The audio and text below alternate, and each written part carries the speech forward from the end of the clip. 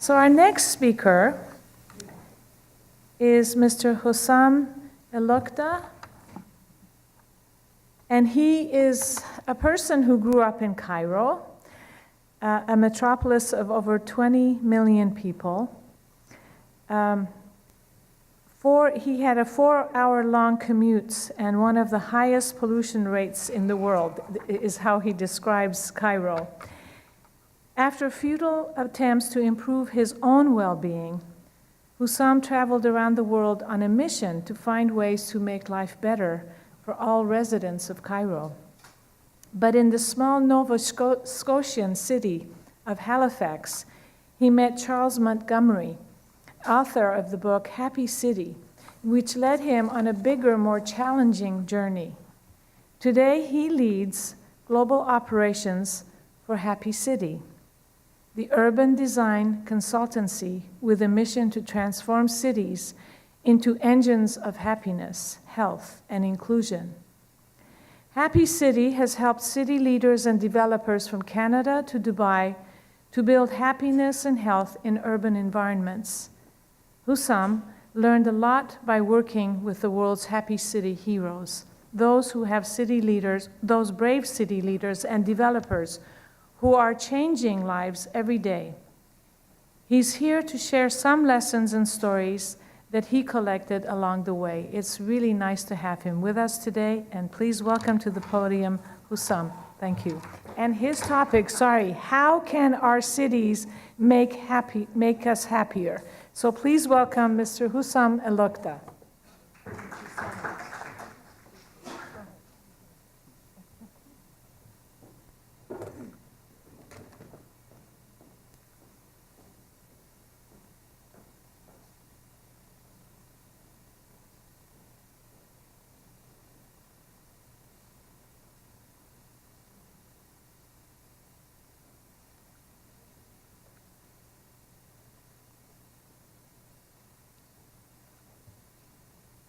Hi.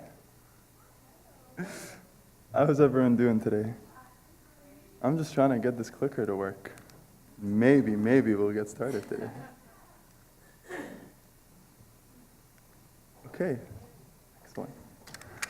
Hi, my name is Houssam Elokda. Thank you for having me today. I'm so excited to be here to talk about infrastructure. Ooh, exciting topic, yes? Infrastructure has a bad reputation. No one thinks of bridges as exciting. No one thinks of roads and transit systems and sidewalks as things that, inspire joy. But I beg to differ. I think infrastructure is fascinating. Just a couple weeks ago, I got into a really intense debate about escalators. It was so much fun. And so it's true. Infrastructure seems boring. But I study infrastructure for a living, and I study how to design infrastructure that makes us happier and healthier. And I think that infrastructure can affect everything that people care about. So if you humor me for the next 30, 40 minutes or so, depending on how fast I get through this, I'm going to show you that infrastructure can affect your life in ways that you never imagined. I'm going to show you that infrastructure can affect your career, your health, your relationships with friends and families, and yes, your happiness. I'm going to try and show you the emotional side of infrastructure. I'm sorry about this joke. So, as Professor Hoda kindly introduced me, my story started in Cairo. Stuck in traffic, pollution. I would sit there fantasizing about all the bridges, highways, tunnels, all the different ways that can get me out of this traffic. When you're stuck in traffic for so long in Cairo, you can get stuck in 3-4 hour commutes. Happens too often. You accept stress as a part of daily life. So I thought that new infrastructure was going to be my salvation. It's going to be my way towards happiness and the happiness of all Egyptians. But then I moved to Halifax, a small Canadian town on the east coast of Nova Scotia. This is Theodore Tugboat. He's a really big deal in Halifax. And you know, Halifax is different, you know, than Cairo. It's similar in many ways. The weather is about the same. When I was in Halifax, I met Charles Montgomery, and he is the author of Happy City, as Professor Hoda mentioned. And we tried to find not just how to make Cairo happier, but how to make all cities happier. We started to dive into the research and the science of happiness, to look at urban design and all the different ways that the city can affect us. And at Happy City, that is really what we are trying to do. We are trying to find all the ways that can make cities happier, healthier, and more inclusive. So we started as, you know, started looking at a bunch of different disciplines, started looking at public health, started looking at psychology and neuroscience, behavioral economics, sociology, a bunch of other disciplines to build, you know, this framework of well-being, a recipe for urban happiness, 9 different elements of our framework, of what we know so far to be the most influential on human happiness. And I'm not going to go through all of this because Dr. Carol Riff already went through a lot of these so well. But I'm going to focus on the ones that we found most important to our work, and the ones that we chose to be the focus of our work in cities around the world. You know, at the heart of this, there's, you know, your core needs, your basic needs: food, water, life, shelter, safety, security. But after those basic needs are met, one of those elements matters more than most of the others. One of those elements affects all of the others so significantly that we chose to make it the core of our work. And that's social relationships. Social relationships keep us healthier. They keep us happier. But there's so much more. Socially connected people live, on average, 15 years longer than those who are lonely. They take less sick days. They're more productive at work. They're also less likely to suffer from mental illness, less likely to die from suicide. Social relationships influences us and our happiness in so many ways. But it's not just family and friends. And this is my big Egyptian family, family and friends in Halifax, and they move as a group. You know, restaurants, movies, all together. But it's not just family and friends. It is also your relationship with strangers. These seemingly superficial encounters that, you know, you think are worthless are actually not. And scientists have been finding out that these small encounters, regular encounters with people in your community, people in your building, are actually as important, or sometimes more important, than your relationship with families and friends. And I'm talking here about, you know, eye contact with people on your street, smile, you know, sharing a smile or a hello with a neighbor, talking to your local grocer, or going to a coffee shop where the barista knows you by name. These things matter, and the city has a big way to influence these relationships. We know that when these encounters with family, friends, and with people in the city are increased, that social trust increases.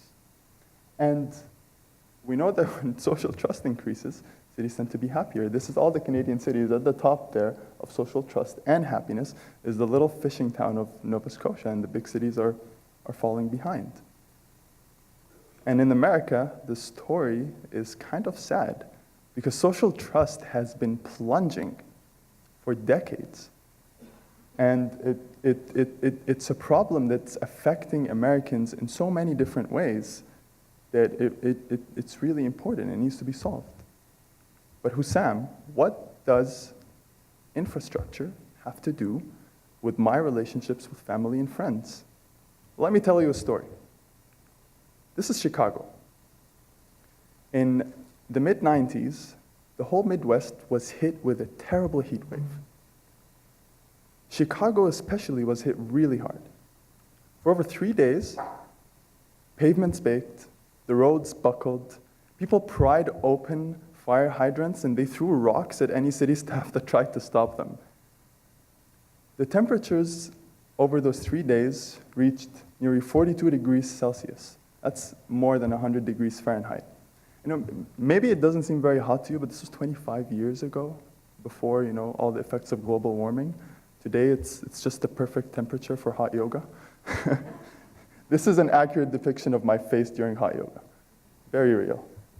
But jokes aside, over those 3 days, more than 700 people died in Chicago. That is a ridiculous number. 700 people. It's the kind of number that you see when there's major disease outbreaks. It's the kind of numbers you see in epidemics. There were so many people who died that the city had to rent refrigerated trucks to store and transport all the dead. It was tragic. So when this incredible number of people died, the Center for Disease Prevention and Control, they were like,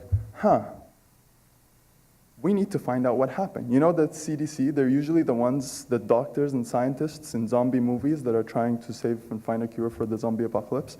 That's who they are. And they hired this guy called Jan Semenza, an epidemiologist, and they tasked him with finding out what connects all the dead. What is the common factor here, and how can we prevent something like this from happening in the future?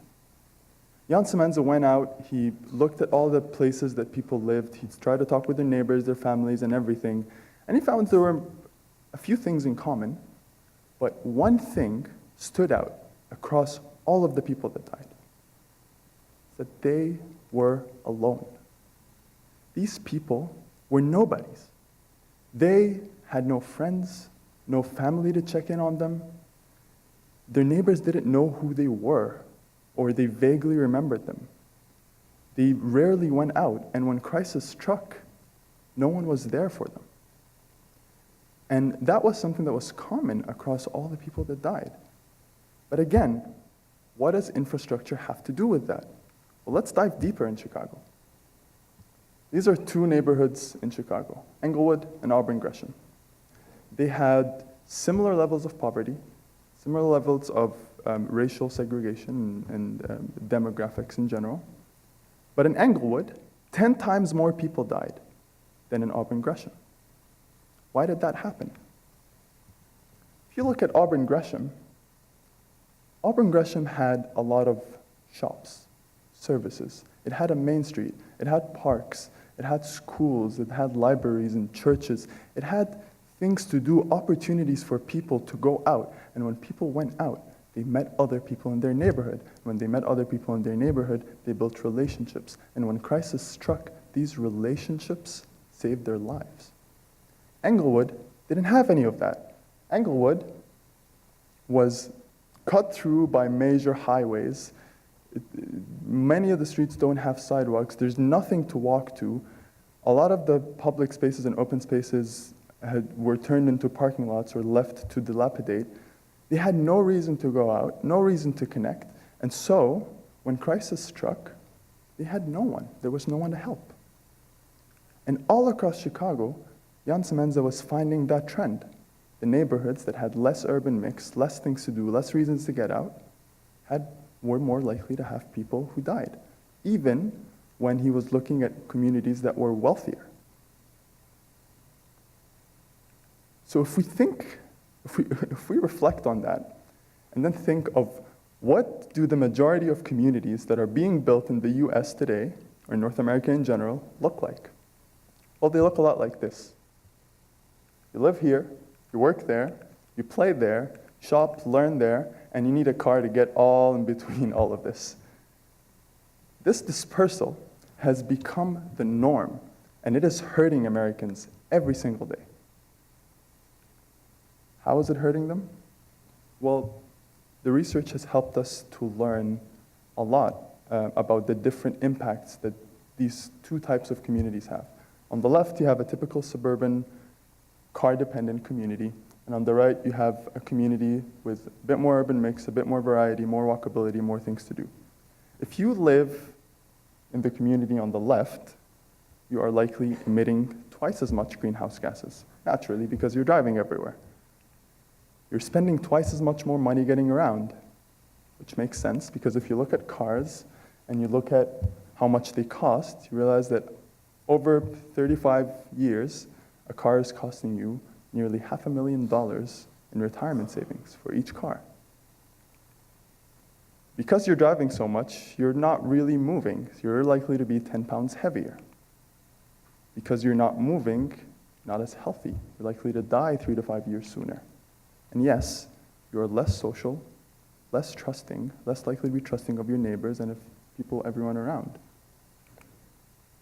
So what can we do? What can we change in our neighborhoods to make them more social?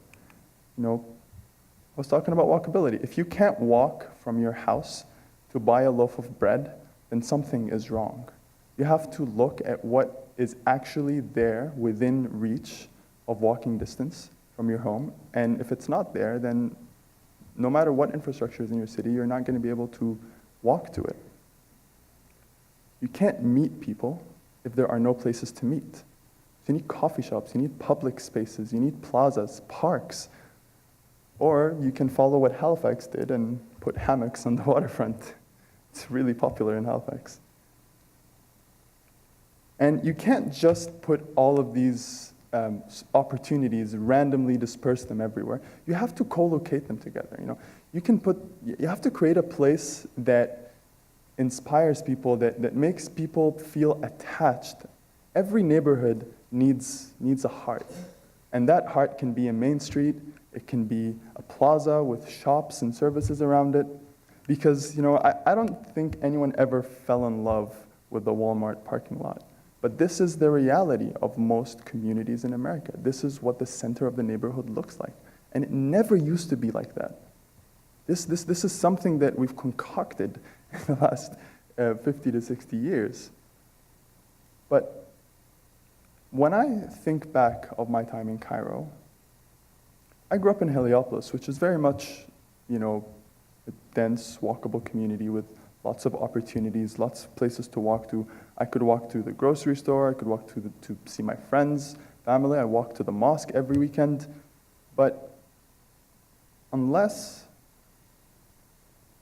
you are lucky enough to have all your friends, family, work, school, and all the opportunities that your city has to offer within walking distance, then you're going to have to do something that billions of us do every day: commute. When I lived in Cairo, the commute was easily the worst part of my day. When I thought about my commute, I felt stressed. Today in Vancouver, where I live right now, I take a 15-minute bike ride to work along the water. It is easily the happiest part of my day on most days. But the commuting patterns today are very different. We're seeing people commute further and further, living further and further away from where they live, where their friends are, and relying on longer commutes, relying on cars to get around. And the one thing we know is that the longer your commute, the lower you are satisfied with your whole life. We're seeing this in surveys and research papers from all around the world. Yesterday, Ricardo from MIT was talking about the stress levels that people feel when they're stuck in traffic. Well, other researchers in London measured this, and they found out that drivers feel an amount of rage that is significantly high, an amount of stress that is actually more than the stress that fighter jet pilots feel. It's more than the stress that riot police feel when they're facing angry crowds. And that stress is familiar, maybe familiar to some of us, but what you may not realize is that stress doesn't go away the moment you step out of your car. It goes with you. You take it with you to work, affecting your productivity and your relationship with your colleagues. You take it home, affecting your relationship with your family. In fact, one really interesting study actually looked at rates of divorce and compared it to commuting, and they found out that couples who commute more than 40 minutes each way are 45% more likely to get a divorce after 10 years. And it's partly because they spend less time together, but also this added stress of the commute makes the conflicts more explosive. And it's affecting the families in significant ways. You know, we're seeing children being really affected by this because super commuting parents are less likely to spend time with children. They have less family dinners, and this decreased attention span towards their children actually makes their children more likely to be victims of addiction, more likely to be victims of crime, more likely to participate in crime, and more likely to be victims and participate in violent behavior. But it's also affecting our relationships with friends. Because guess what? When your time is sucked out each day in super long commutes, you have less time to spend with friends. I think this is a study that tried to map the social interaction potential of different people in the cities. And they found that when people live further apart, when the distance between friends is greater, it's naturally harder for people to meet. Think about it this way. If you live close to where you work and where your friends are, all you need to do is find a time that works well for the both of you. When both of you live in different places, then you need to match your time, your space, and that tiny little square in the middle is the potential of meeting with friends. And that's just for 2 people. Now try to match it with 3, 4, 5, 6 people. And then you realize that it's not that surprising that social relationships are plummeting in the US, that loneliness is on the rise in all of the modern world.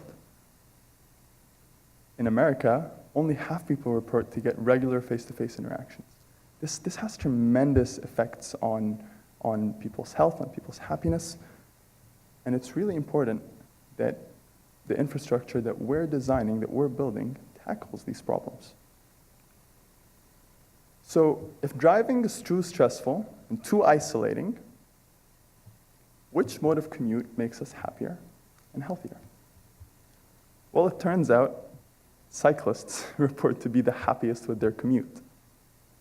They feel the most amount of joy, the least amount of rage, anger, and sadness. Walking is right up there with cyclists, it's just not on the graph. Followed by people who drive, and then people who take transit. In North America, the surveys are showing, similar tendencies. 60% of people, nearly 60% of people say that they want to cycle regularly, but only actually 3 to 5% of people are brave enough to do it on infrastructure that looks like this. If you ever try to ride a bicycle in infrastructure that looks like this, you will realize something incredible, that paint cannot stop a car from running you over. And unless we build infrastructure that is safe, that is separated, infrastructure that truly makes the commute doable for people of all ages and abilities, then you're not going to encourage people to cycle. You can do what Vancouver did. Vancouver decided decades ago that they're going to stop building highways through the city. And instead, they're going to invest in transit, invest in cycling, invest in walking. And today, Vancouver is the only major North American city where more people walk, cycle, or take transit to work every day. It has significant effects on the city and its livability. But let's not focus too much on cycling and forget about walking. Walking is incredibly important because even if you cycle or if you take transit or if you drive, the walk is likely to still be part of your life. And walking is great for us, right? We know this. Everyone knows this. Walking, humans are walking machines. It makes us healthier. It makes us happier. But also people who walk more tend to be more innovative, more creative. But today, the state of walking in America is quite ridiculous, especially when you look at children.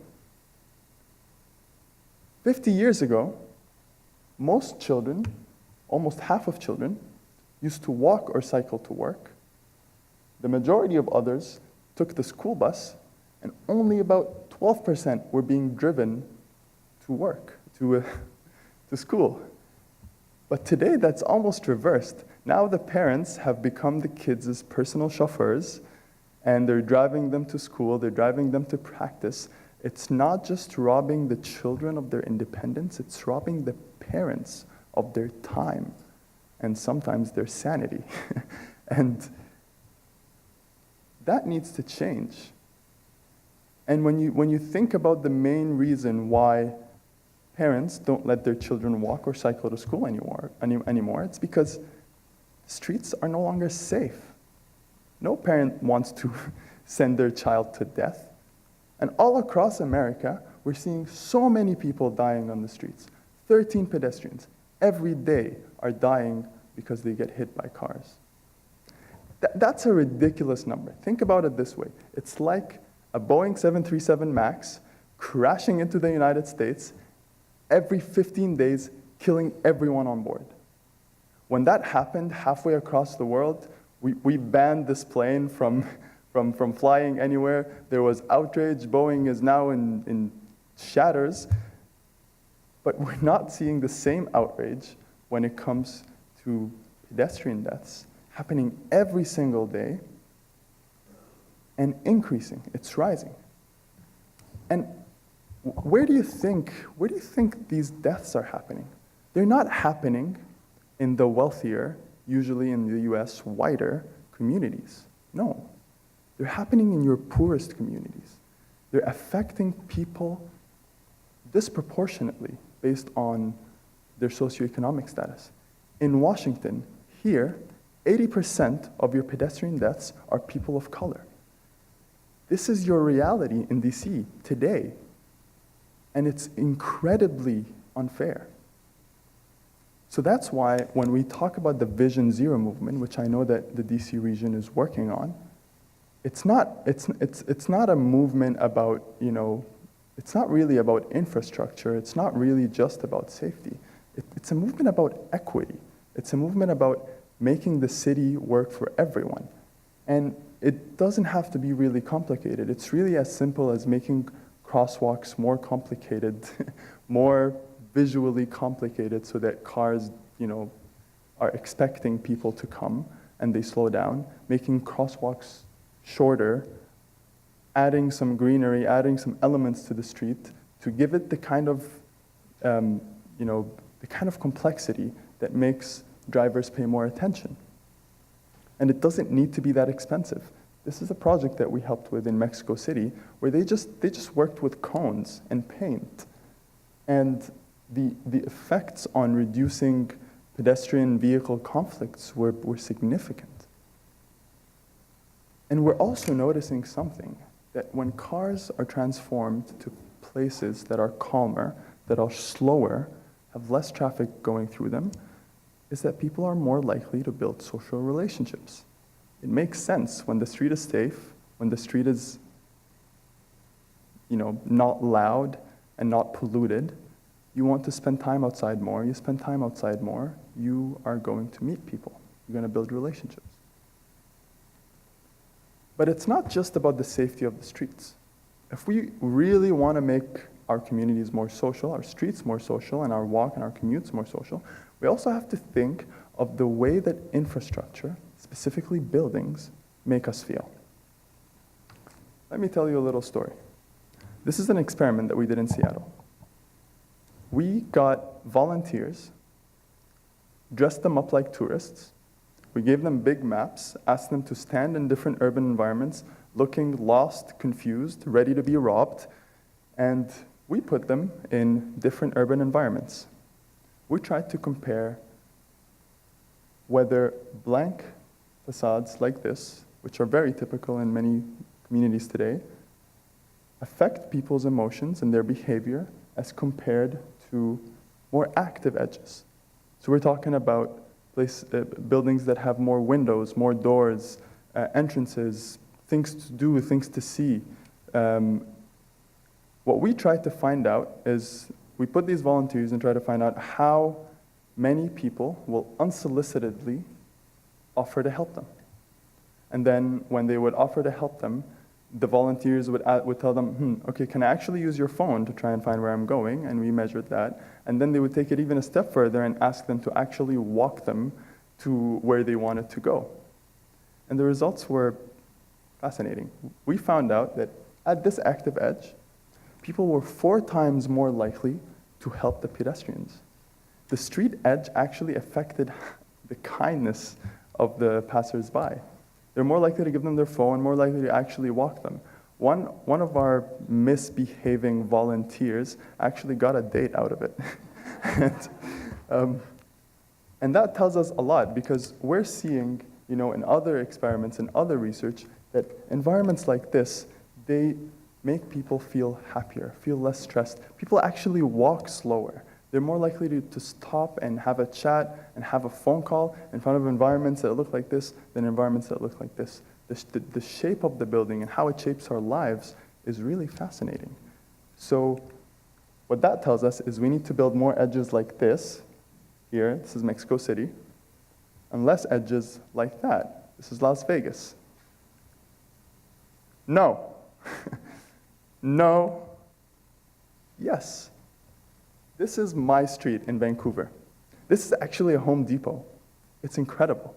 The Home Depot takes up all of the ground floor, but the 3-4 meters that are facing the street are actually rented out by the developer to smaller sized businesses.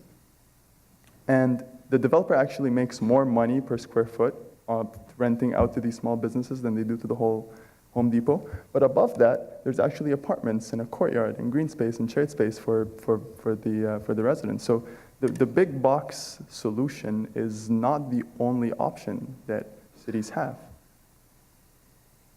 But, that's great. So we need to walk more, cycle more, build the infrastructure that helps us and encourages us to do so.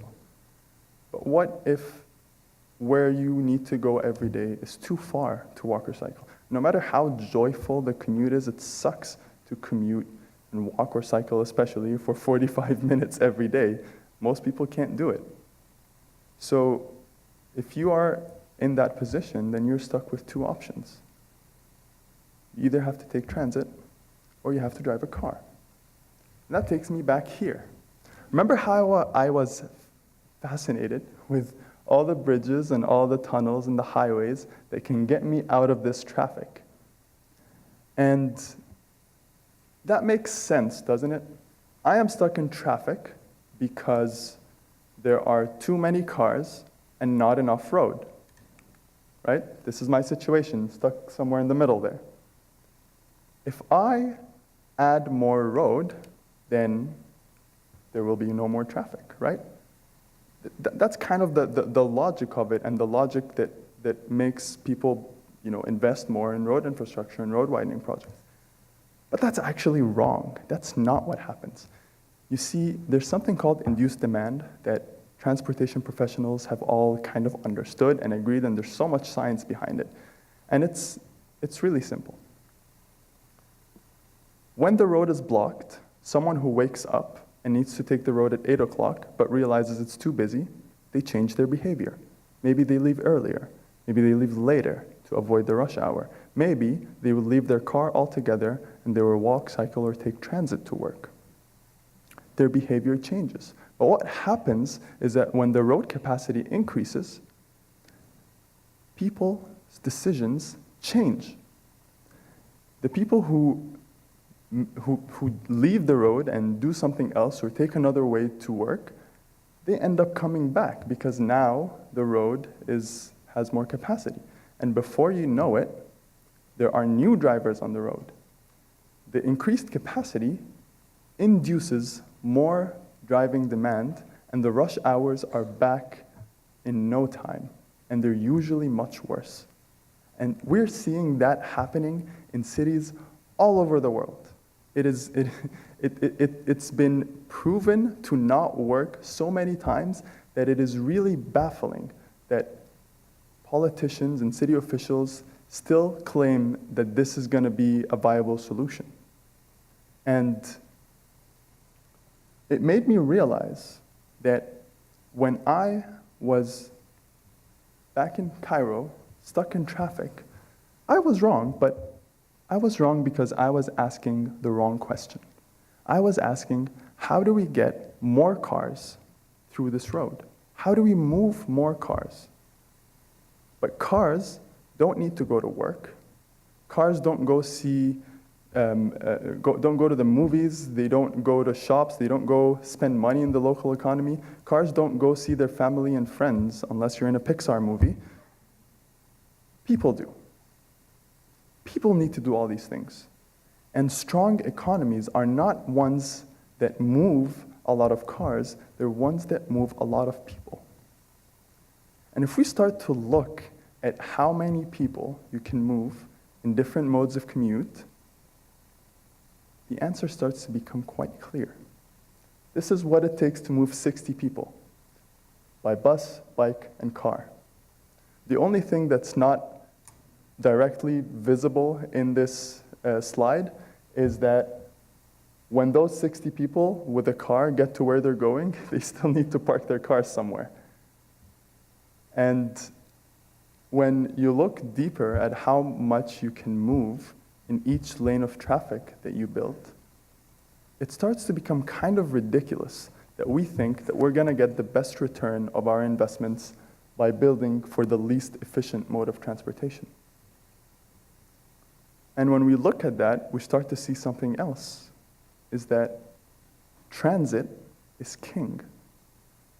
Transit can move so many people and become so efficient of moving them over long distances in a way that walking and cycling really cannot match. And when you look at the biggest cities, the ones with the strongest economies and the big populations, they're cities that have invested in transit, that have higher shares of populations using transit. You might tell me, Houssam, didn't you just say that transit riders are the least happy and feel the most stress and rage? Well, yes. That's because most transit systems are underfunded, underserviced. When you're stuck like this, it's hard to not feel stressed. When you're waiting for a bus on a stop that looks like this is from Arlington, it's hard to be happy. And you're doing all of that while still being stuck in traffic. No wonder it sucks to take transit. But it doesn't have to be that way. Cities that have looked to improve the service of transit have seen incredible results. This is Bogota, a not very rich city in Colombia, capital of Colombia. Horrible traffic jams. They invested in the Transmilenio system, which all it did was get buses out of traffic and make them super frequent so that you never have to check your schedule. They actually improved commutes by 20%. And people were reporting to feel happier, to feel more joyful and more hopeful about the future when these changes happened in Bogota. But it's not just Colombia. We're seeing in cities and countries all over the world that when more people use transit, when transit service is better, they end up making people happier with their whole lives. It's not necessarily just about the commute. It's about the effect it has on improving people's access to opportunities, to jobs, and improving the opportunity for people who cannot own a car to access all the opportunities that the city has to offer. Think about it this way. Over the next 20 years, Maryland is expected to add 600,000 people, new population that is being added in this district by 2040. Where do you want these new people to be? Even if you really cannot imagine yourself commuting in any way other than the car, do you want all the new people that are coming in to be stuck in traffic in front of you? Because if you keep only investing in road infrastructure, that's going to be your reality. If you want to protect your driving behavior, you need to be the biggest supporter of transit, cycling, and walking infrastructure.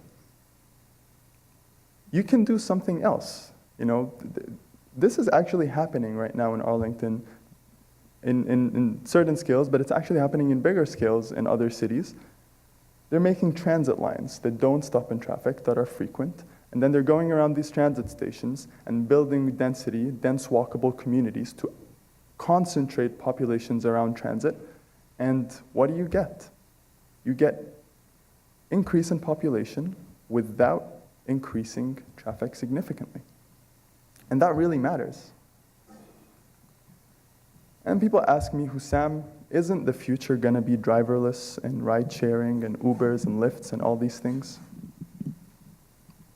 Maybe it's going to be in our future, but it's not going to fix the problems of geometry that we have. There is no space, and it takes the same amount of space to drive the car yourself, to ride in to be driven by an underpaid Uber driver, or if the car is driving itself. That's not going to change. I think this is more of what the future looks like. This is the SkyTrain in Vancouver. It's a driverless mobility system that moves thousands of people each day without adding to congestion in Vancouver. When we can apply this to buses, to streetcars, to all the cheaper modes of transportation that are available in our cities, then I think that's where the real change in mobility can happen. If we look at our streets, which most of them look like this today, they are being so underused. If we can unlock that, we can turn that around to dedicate more space to the modes that can actually move more people, we're going to start to see incredible results. We're going to start to see cities that are safer, that are healthier, that are more efficient, that move more people. I think the future should look less like the Jetsons and more like Wakanda. If you haven't watched Black Panther, Wakanda is a car-free city with automated transit. We haven't figured out the vibranium part yet, but we will. This is not a movement against cars. I think this is really a movement towards more freedom. More freedom to make the choices that suit you, suit your preferences, suit your budgets, suit the way of commute that makes you happy. I think the infrastructure of happiness looks more like walkable communities, denser communities, walking and cycling friendly streets, friendly infrastructure, safe streets, buildings that bring you joy, that are interesting to see. And then for longer trips, you can take transit that doesn't stop in traffic, that comes every couple of minutes, and you never have to check your schedules again. And then, when you're going on longer commutes, you can use the car. It still has a role to play in the city, but it can't be the only option. I live in Vancouver today, and there's a lot of things wrong with Vancouver. The one thing that it's doing right is it's investing in the right mobility options. In Halifax, my wife and I, we needed to own 2 cars. In Vancouver, we sold both our cars, and I mostly walk or cycle to work. When the weather sucks or I am too lazy, I take transit. And if I'm going a longer distance, I take a car share, or I take a taxi, or an Uber when it comes to Vancouver. The alternative is really destructive to our cities.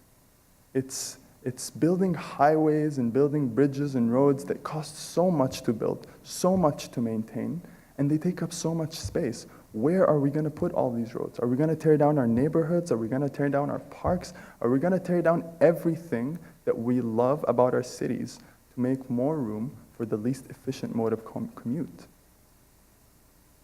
I think it's wrong, and I think it's wrong not because it's wrong for efficiency. I think it's wrong because when driving a car is the only mode of commute, the only option to access all the opportunities, then you are telling those who can't drive, those who can't, maybe they're too poor, they're too young, too old, or they have a disability, you are telling them that this city is not for them, that they are not meant to access these opportunities. That's happening. Unfortunately, that's the reality in so many cities. And I think the future can be so different. The happy city is one that promises more joy in your commute. It promises more freedom to make the decisions that work best for you. When we look deep into it, we really realize that this happy city movement, it's not just about happiness. The happy city, the healthy city, the economically thriving city, the efficient city, the green city are really all one and the same. Thank you. Thank you so much. We will now entertain questions. Perfect.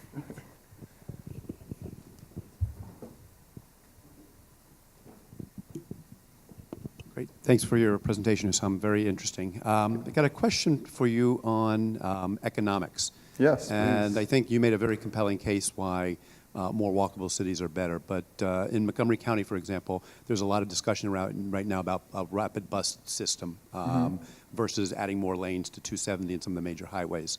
And it comes down to economics at the end of the day. So, can you give us some insights to what the costs are for some of these infrastructure pieces compared to the roads and what that looks like over long term?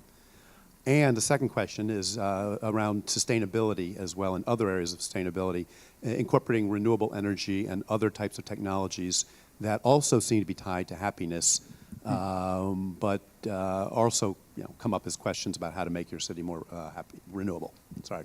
Yeah, thank you for this question. And I can't pull off numbers off the top of my head, but you build a new lane, and it costs the same whether you decide it's for a bus or if it's for a car. But the major difference is how many people that you're moving through with it and how much efficiency you're getting back with that. So, that investment is the same, but you're getting more return when you put it for transit, for buses, for especially BRT that doesn't stop in traffic. When it comes to walking and cycling, it's actually incredible. The people who have started to map out the cost of the commute to society have found that if you drive, I think you cost taxpayers, and this is in Canada, about $5.8 for every 5-kilometer journey that you make, in the wear and tear that you cause on the roads, all kinds of different influences. Transit it's still positive. It's like 0 point something or close to $1. Walking and cycling actually save society. And maybe this is more in Canada because we have universal health care. But when people walk and cycle more, they go to the hospital less often. They're more productive, and they add more to the economy in different ways that far outweigh their commutes. And then people who walk and people who cycle have the least wear and tear on the infrastructure. They breaks down less. So the economic argument is far outweighed towards more active transportation and more efficient transportation. We're finding things else like your car payments and your the payments you pay for gas. A significant portion of that goes outside of the local economy. I think it's something upwards of 60%, between 60 to 70%. I'll have to send these numbers to you, but you're talking about using modes of commute that, instead of replenishing our local economies, are actually sucking our resources and sending them out to big corporations that are, in another country usually. So, yeah, that's what I have for the economic argument. But there's a lot to say that I just don't remember off the top of my head that I can share with you later.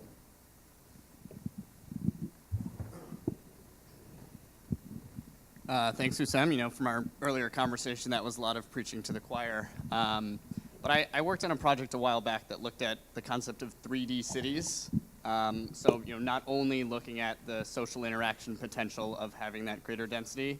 There's actually a World Bank report I read a while back that called it collisionability, the idea that you create the infrastructure in a way that people naturally collide. But you also have the benefits to affordable housing, right? And so a lot of the innovation for 3D cities is coming in places where it's, a natural demand because of high populations, places like China and Japan.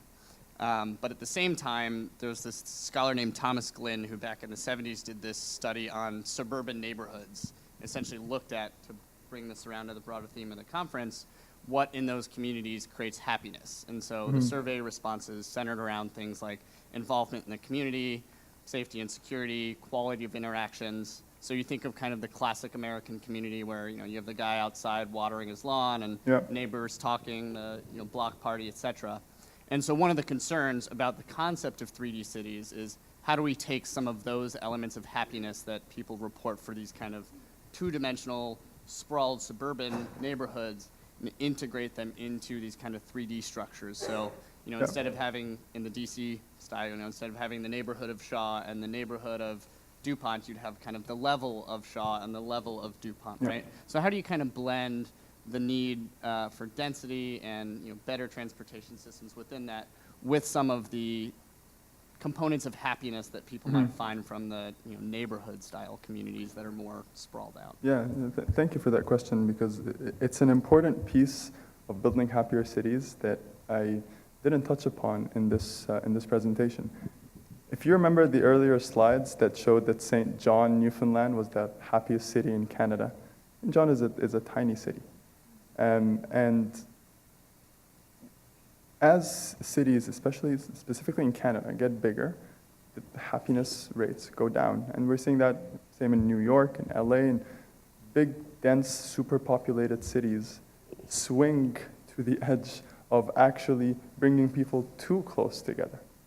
And we haven't figured out how to build bigger, denser cities and still maintain the strong social networks that are built in the small communities. We think it's possible, and that's one of the things that we're examining at Happy City, whether it's through the buildings or the way that you design the communities, even designing skyscrapers in a different way, where instead of the only opportunity for meeting a neighbor is getting into an elevator that you share with hundreds of other people, and you know, no one likes to talk to people in elevators. It's super awkward. And the hallways are super tight that people have no reason to be out there. No one wants to be that weirdo who's hanging out in the corridor. We think there's a different way of designing cities that can increase the collision potential, as you said, increase the potential for people to be in spaces where they are just hanging out. It's not a private space, but it's not a super public space either. It's a transitionary space in between where people can hang out casually, see people passing by, and not have these people think that they're odd for being there. And in those moments, when you increase them, you find that people are more likely to build networks together. Just last month, I was at a book club, and we were talking to mostly developers about how to design happier buildings. And a developer came up to me and he was like, "Let me tell you about the happiest time of my life. It was in a skyscraper in Toronto." And I was like, "What? No one's ever happy in skyscrapers in Toronto." But he lived in a unique tower that had really wide hallways, and every floor had kind of social space that had like seating, etc.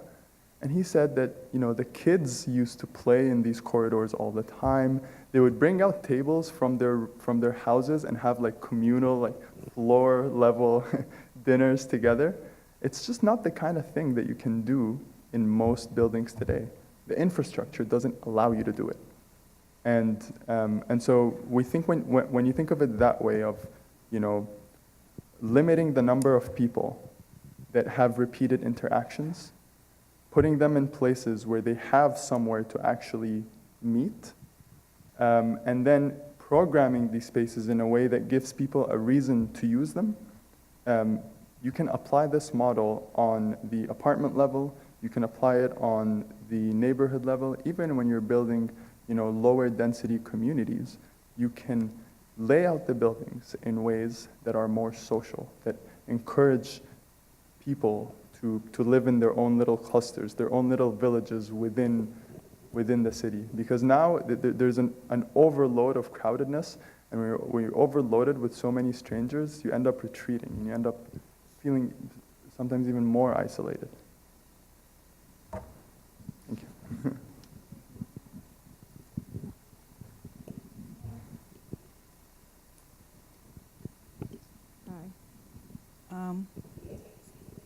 Hello. I really enjoyed it. I have a quick question. Please. So how can we transform a suburban community already optimized for cars into bike transit focused? So if the land is already developed and privately owned. See, that's one of the tough ones. Yeah. It's always harder to take back.